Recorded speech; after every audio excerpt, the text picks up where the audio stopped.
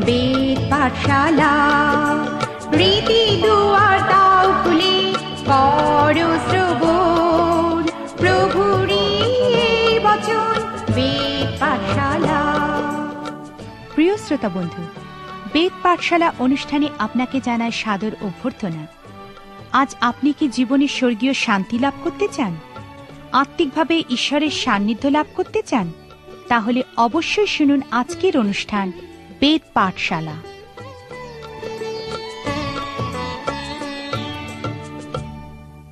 প্রিয় শ্রোতা বন্ধু, বেদ পাঠশালা অনুষ্ঠানে আরেকবার আপনাকে স্বাগত জানাই। আমাদের সঙ্গে এই আত্মিক যাত্রায় যোগ দেওয়ার জন্য আপনাকে বিশেষ করে ধন্যবাদ দিই।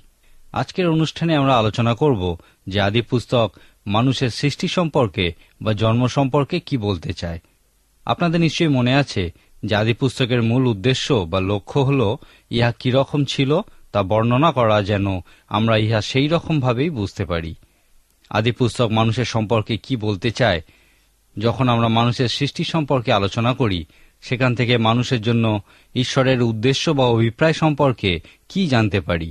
আমরা এই প্রশ্নগুলির উত্তর দেখব, কারণ আমি বিশ্বাস করি এই জন্যই ঈশ্বর আদি পুস্তকে মানুষের সৃষ্টি সম্পর্কে আমাদেরকে বলেছেন।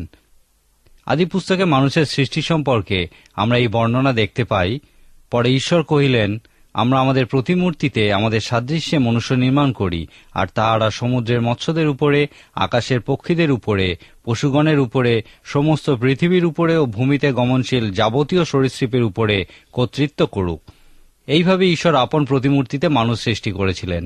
লেখা আছে, ঈশ্বরের প্রতিমূর্তিতেই তাহাকে সৃষ্টি করিলেন, পুরুষ ও স্ত্রী করিয়া তাহাদিওকে সৃষ্টি করিলেন। ঈশ্বর তাহাদিওকে আশীর্বাদ করিলেন। ঈশ্বর কহিলেন, তোমরা প্রজাবন্ত ও বহুবংশ হও এবং পৃথিবী পরিপূর্ণ ও বশীভূত করো। আদি পুস্তকের 2য় অধ্যায়ে আমরা মানুষের সৃষ্টি বিষয়ে আরও 2-1টি কথা দেখতে পাই। আদি পুস্তকের 2য় অধ্যায় 18 পদে লেখা আছে, আর সদাপ্রভু ঈশ্বর কহিলেন, মনুষ্যের একাকী থাকা ভালো নয়, আমি তাহার জন্য তাহার অনুরূপ সহকারিণী নির্মাণ করি। পরে সদাপ্রভু ঈশ্বর আদমকে ঘোর নিদ্রায় মগ্ন করিলে তিনি নিদ্রিত হইলেন, আর তিনি তার একখান পঞ্জর লইয়া মাংস দ্বারা সেই স্থান পুরাইলেন। সদাপ্রভু ঈশ্বর আদম হইতে গৃহীত সেই পঞ্জরে এক স্ত্রী নির্মাণ করিলেন ও তাহাকে আদমের নিকটে আনিলেন। এই কারণ মনুষ্য আপন পিতামাতাকে ত্যাগ করিয়া আপন স্ত্রীতে আসক্ত হইবে এবং তাহারা একাঙ্গ হইবে। মানুষের সৃষ্টির এই বিবরণ আমাদের কাছে বর্ণনা করে মানুষ কিরকম ছিল, যেন আমরা বুঝতে পারি মানুষের কিরকম হওয়া উচিত। মানুষের সৃষ্টির এই বিবরণ থেকে একটা বিষয় আমাদেরকে বিশেষভাবে প্রভাবিত করে, এবং সেই বিষয়টি হল মানুষকে ঈশ্বরের আপন প্রতিমূর্তিতে সৃষ্টি করা হয়েছিল। এই ঘটনা থেকে আমরা কি বুঝি? ঈশ্বর হল আত্মা, ঈশ্বরের কোনো শরীর নেই, সুতরাং ইহা সম্ভবত মানুষের পার্থিব শরীরের কথা বলে না। তাহলে ইহা কি বলতে চায়? যখন ইহা বলে যে ঈশ্বর আপন প্রতিমূর্তিতে মানুষ সৃষ্টি করিলেন, তখন এই আপন প্রতিমূর্তি বলতে আমরা বুঝি ঈশ্বর আমাদেরকে যে আত্মিক স্বভাব বা চরিত্র দিয়েছেন সেই বিষয়। ঈশ্বরের প্রতিমূর্তির প্রতিফলন হল আমাদের আত্মিক চরিত্র বা স্বভাব। আমরা আদি পুস্তকের 2য় অধ্যায়ে দেখেছি, যখন ঈশ্বর পৃথিবী সৃষ্টির পরে তাতে প্রাণের সঞ্চার করলেন, তখন মানুষের মধ্যে জীবন্ত আত্মার সঞ্চার হল। এটাই ছিল সেই সময় যখন ঈশ্বর আপন প্রতিমূর্তিতে মানুষ সৃষ্টি করেছিলেন, কারণ ঈশ্বর আত্মা। যদি আপনি এই বিষয়ে চিন্তা করেন, দেখবেন যে মানুষ জঙ্গলের যে কোনো পশু থেকে নিকৃষ্টতম কাজ করতে পারে। জঙ্গলের কোনো পশুই অন্য পশুদের শুধুমাত্র অপছন্দের কারণে বা ওই পশুগুলি অন্যরকম দেখতে এই কারণে হত্যা করে না, কিন্তু একজন মানুষ এই ধরনের নিকৃষ্টতম কাজ করতে পারে। আপনি হয়তো সেই কবিতাটার কথা শুনেছেন যা একটা বাঁদর লিখেছিল, যা শেষের একটা ছত্র হল, মানুষ এই পৃথিবীতে এসেছিল কিন্তু তারা আমাদের মধ্যে থেকে আসেনি, কারণ বাঁদর কখনো তার স্ত্রীকে মারধর করে না এবং তার স্ত্রী ও সন্তানদের ছেড়ে যায় না। মানুষ একটা পশুর থেকেও নিকৃষ্ট কাজ করতে পারে, মানুষ একটা পশুর থেকে নিকৃষ্ট হতে পারে, আবার মানুষের ঈশ্বরের মতো হওয়ার ক্ষমতাও আছে।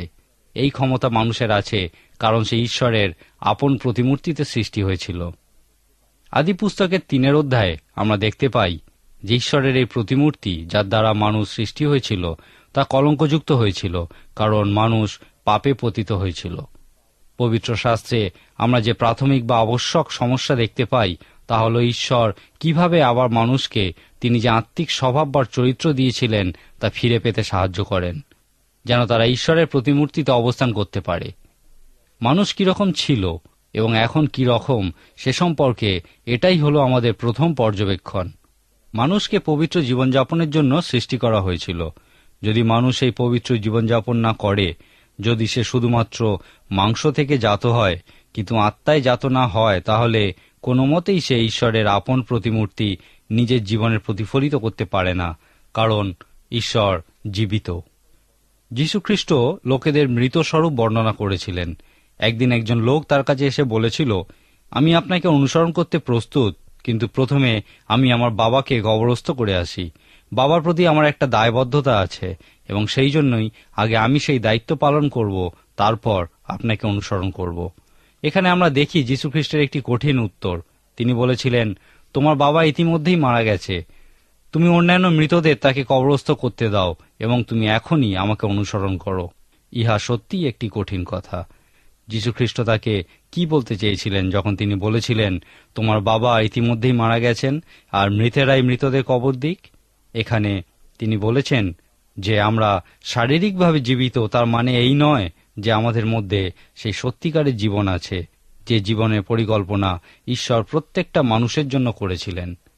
পবিত্র শাস্ত্র বলে যে আমরা যখন মাংসে জাত হই তখন আমরা ঈশ্বরের প্রতিমূর্তিতে থাকি না, কিন্তু আমরা যখন আত্মায় জাত হই বা নতুন জন্মপ্রাপ্ত হই তখনই ঈশ্বরের প্রতিমূর্তি পুনরায় লাভ করি। সেই জন্যই আমাদের প্রত্যেকের নতুন জন্ম লাভ করা প্রয়োজন। সেই জন্যই আমাদের অন্তরে সেই নতুন সৃষ্টির প্রয়োজন।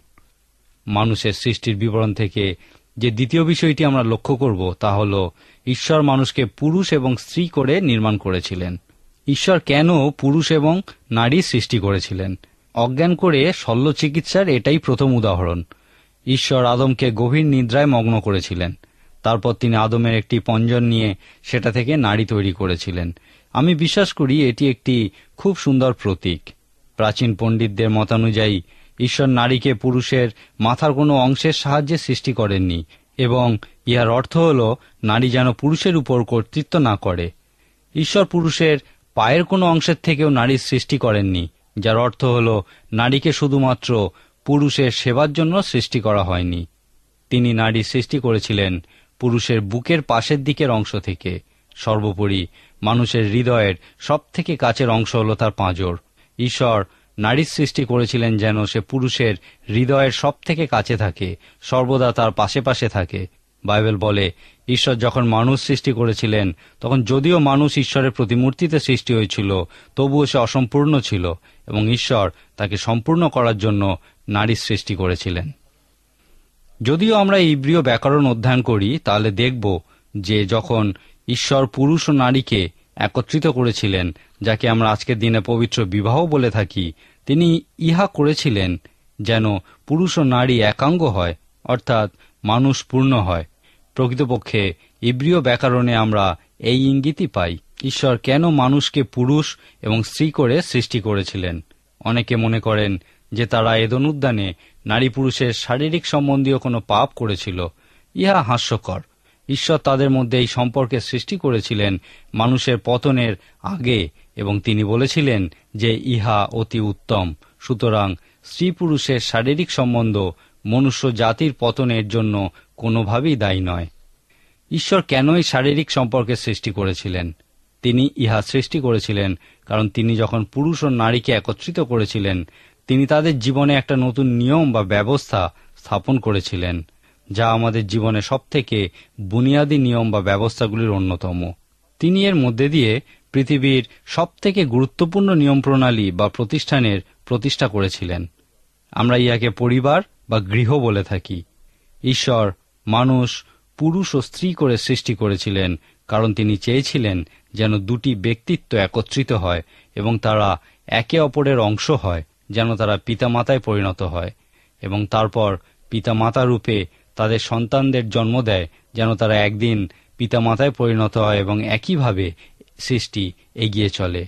ইহাই হল জীবনের সেই মহান নিয়ম বা ব্যবস্থা যা সমগ্র মনুষ্য পরিবারকে সঠিক দিক প্রদর্শন করে। জীবনের এই নিয়ম বা ব্যবস্থার সফল প্রয়োগের জন্য ঈশ্বরের দুইজন প্রয়োজনের উপযোগী বা সক্ষম পিতামাতার প্রয়োজন ছিল। সেই কারণে এদের একে অপরের অংশ হবার প্রয়োজন ছিল এবং এই অংশীদারিত্বের জন্য দুইজন প্রয়োজনের উপযোগী বা সক্ষম মানুষের প্রয়োজন ছিল। এইভাবেই ইহা কাজ করে। জীবনের এই নিয়ম বা ব্যবস্থা যা ঈশ্বর প্রতিষ্ঠা করেছিলেন তার প্রয়োগের জন্য তিনটি বিষয় বিশেষ গুরুত্বপূর্ণ: সক্ষম পিতামাতা, উপযুক্ত ভাগীদারি এবং সক্ষম মানুষ। ইহা আমরা ত্রিভুজ রূপে ব্যাখ্যা করতে পারি। আমরা যখন একটা ত্রিভুজের কল্পনা করি তখন তার তিনটি প্রান্তের কল্পনা করি। কোন একটি প্রান্ত বাদ দিলে ত্রিভুজটি অসম্পূর্ণ থেকে যায়। এইভাবে পিতৃত্ব বা মাতৃত্ব তাদের সফল বোঝাপড়ার উপর নির্ভর করে এবং এই বোঝাপড়া দুইজন ব্যক্তিত্বের উপর নির্ভর করে এবং তারাই ইহাকে চিত্তাকর্ষক করে তোলে। পবিত্র শাস্ত্র আমাদেরকে এই সক্ষম পিতামাতা, তাদের ভাগীদারি এবং সক্ষম মানুষের বিষয়ে সর্বদা মানুষ থেকে শুরু করতে বলে। আসুন আমরা মানুষ দিয়েই শুরু করি। উদাহরণস্বরূপ আমরা প্রথম পিতর তার 3 অধ্যায় দেখি, যেখানে পিতর একজন স্ত্রীকে সম্বোধন করছেন যার স্বামী ঈশ্বরের বাক্যের প্রতি বাধ্য না, অর্থাৎ তার স্বামী একজন বিশ্বাসী না, অথবা সে হয়তো একজন বিশ্বাসী কিন্তু সর্বদা ঈশ্বরের বাক্যের প্রতি বিশ্বস্ত থাকে না। সাধু পিতর পবিত্র আত্মার অনুপ্রেরণায় সেই স্ত্রীকে তার কিরূপ আচরণ করা উচিত সে সম্বন্ধে বলেছেন। সাধু পিতর তার স্বামীর সম্পর্কে অন্য কিছু বলেননি বা তাকে পরিবর্তন করার চেষ্টাও করেননি। যদি আপনি এ বিষয়ে চিন্তা করেন তাহলে দেখবেন ইহা খুবই বাস্তবসম্মত। একজন মনস্তত্ত্ববিদের মতানুযায়ী আমরা যে দুশ্চিন্তাগ্রস্ত হই বা হতাশাগ্রস্ত হই তার কারণ হলো আমাদের জীবনের মূল লক্ষ্য অন্যান্য লোকেরা কি করতে যাচ্ছে তার উপর নির্ভর করে। উদাহরণস্বরূপ, আমরা আমাদের সন্তান, স্ত্রী বা স্বামীর জন্য একটা লক্ষ্য স্থির করি, অর্থাৎ আমরা চাই যে তারা আমাদের ইচ্ছানুযায়ী চলুক। কিন্তু যখন আমরা আবিষ্কার করি যে তারা সেই লক্ষ্য থেকে দূরে সরে যাচ্ছে, তখন আমরা হতাশাগ্রস্ত হয়ে পড়ি। অন্যকে পরিবর্তন করে যদি আমরা আমাদের সমস্যার সমাধান করতে চাই বা আমাদের পারস্পরিক সম্পর্কের উন্নতি করতে চাই, তাহলে তা কোনো মতেই বাস্তবসম্মত হবে না। যখন লোকেরা বিবাহ সংক্রান্ত পরামর্শের জন্য কোনো পুরোহিতের বা পালকের কাছে আসে, তখন সর্বদা তারা অপরের দোষ দেয়। তারা চায় অপরের সমস্যার সমাধান হোক এবং সেক্ষেত্রে তাদের কোনো সমস্যা থাকবে না। এটা কোনো মতেই বাস্তবসম্মত হতে পারে না এবং এইভাবে কোনো সমস্যার সমাধানও হয় না। আসুন আমরা যখন মানুষের সঙ্গে শুরু করতে যাচ্ছি, আপনাকে নিয়েই শুরু করি। আপনাকে অন্য কারোর জন্য উত্তর দিতে হবে না। শাস্ত্রে বিচার দিনের সম্পর্কে যা বলা আছে, শুধুমাত্র আপনাকেই তার উত্তর দিতে হবে। আপনাকে আপনার নিজের বিষয়ে উত্তর দিতে হবে। আজকে তাহলে এখানেই শেষ করি। পরের দিন আমি বিবাহ এবং পরিবার সংক্রান্ত ঈশ্বরের সেই মহান নিয়ম বা ব্যবস্থা সম্পর্কে আলোচনা করব। ঈশ্বর আপনার মঙ্গল করুন। প্রিয় শ্রোতা বন্ধু, আজ আর সময় নেই। আপনি যদি প্রভু যীশু ও তার জীবনী সম্পর্কে আরো বেশি কিছু জানতে চান, তাহলে অবশ্যই পত্রের মাধ্যমে আমাদের সাথে যোগাযোগ করুন। যোগাযোগের জন্য আমাদের ঠিকানা হল বেদ পাঠশালা, বিশ্ববাণী, পোস্ট বক্স নম্বর 16925, কলিকাতা 700034। আবার বলছি, বেদ পাঠশালা, বিশ্ববাণী, পোস্ট বক্স নম্বর 16925, কলিকাতা 700034। তাহলে আজকের মতো বিদায় নিচ্ছি। নমস্কার।